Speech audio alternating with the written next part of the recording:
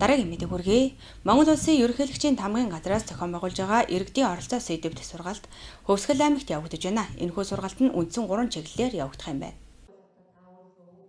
Монгол Улсын ерөнхийлөгчийн тамгын газраас зохион байгуулж байгаа иргэдийн оролцоо сэдвт сургалт Хөвсгөл аймагт явагдаж байна. Энэхүү сургалтын хөтөлбөрт их хэлний талаас монгол хэлний тайлбар тол бүтээхэд иргэдийн оролцоо юу байх вэ гэдэг талаас орон нутгийн хөгжлийн сангийн захиран зарцуулалтанд иргэдийн оролцоо ямар байх ёстой, Монгол Улсын ерөнхийлөгчийн санаачилсан шилэн дансны хуулинд иргэд ямар байдлаар оролцох вэ гэсэн гол 3 чиглэлээр явагдаж байгаамаа.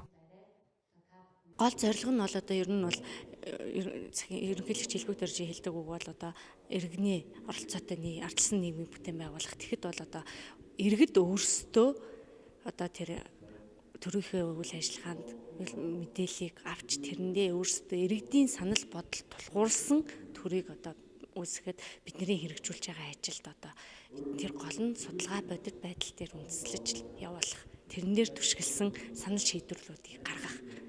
Тим ажил бол хийж байгаа. Тэгээ ер нь одоо тэр тайлбар тол бүтээхэд ялангуяа бол одоо иргэд ямар оролцох боломжтой юм те монгол хэлийг мэдхгүй хүн байхгүй. Тийм учраас иргэд бол энэ дээр одоо өөрөө мэдэх үгээрээ нэмж боломжтой. Эсвэл тухайн үгийн тайлбарын талаар өөрийн санал сэтгэлдээ одоо оролцох боломжтой. Хэрвээ тэр бүх эрхүүдийг одоо үндсэн хуулийнхаа иргэнийхээ эрхийг бол монгол хүмүүс нэгсээ эдэлж чаддгүй. Монгол улсын иргэн чинь үг нь өөрөө бүх юмд оролцох эрхтэй байж байгаа. Гэтэл нөгөө нэг тэр эрхээ мэддэггүй ч юм уу эсвэл тэр боломж нь байдгүйгээс оролцдоггүй ч юм уу. Тэгвэл энэ боломжийг бол хангаж өгч байгаа маа.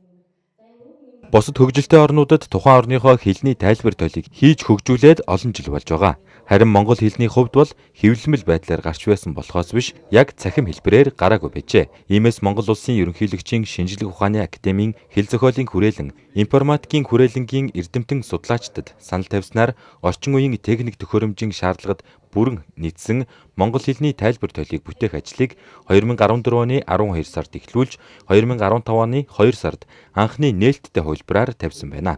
Үүнээс хойш 8 сарын хугацаанд дэлхийн 90 гаруй улсын 1200 хотоос 130 гаруй иргэн хандсан байна. Энэхүү монгол хэлний тайлбар толны хэрэглээний хувьд Тэгээ монгол хэлний тайлбар толийг бол хэрэглэхдээ монгол толцыг мон гэд кириллээр бас бичиж болно. Энэ бол монгол одоо манай хаяг нь байгаа монгол толь цэг мон гэд эсвэл монгол толь цэг имэн гэд англиар одоо латинаар галиглаад орох боломжтой. Ороод та одоо кириллээр болоод монгол бичгээр үгийнхээ хайлтыг хийх боломжтой. Тэгэхээр заагаад бид нар монгол бичгээ давхар оруулж өгсөн. Тэгэхээр 2010 онд гарсан тушаал шийдвэрээс хойш зарим албан бичгийг бол төрийн албан бичгийг монгол бичгээр давхар төлөвлөж явуулдаг болсон. Тэгэхээр монгол бичгийн хэрэглээ бол нийгэмд үүсчихсэн, зайлшгүй шаардлагатай болсон. Тэгэхээр та энэ дээр бас давхар монгол бичгээр хайлтыг боломжтой.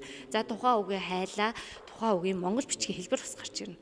За жишээлбэл бид нар юу гэдэг төр гэдэг үгийг бичээ тайлаа гэхэд монгол бичгээр төр гэдэг үгийг яаж бичих хэвтэй? Төр байх хэвтэй мө, төрүү байх хэвтэй мө, төрөө байх хэвтэй мө, тийм үү? Тэр монгол бичгийн хэлбэр нь гараад. Тэгвэл та хэрэглэгч энэ үгийн монгол бичгийн хэлбэрийг харах боломжтой. За мөн манад одоо зөв бичих зүй асуудал маш их яригддаг. Одоо үг нь үгийг яаж бичдэг юм бэ? Хүн болгон санаа гарч идэг. Тэгвэл бид нар энийг одоо зөв бичих зүйхээ дүрмд нийцүүлсэн тэр хувилбараа хэлбэрээр нь зөв бичгийн хэлбэрийг тавьж өгсөн. Тэгэхээр эндээс бол хэрэглэгчид зөв бичгийн хэлбэрийг хараад тавьчих боломжтой.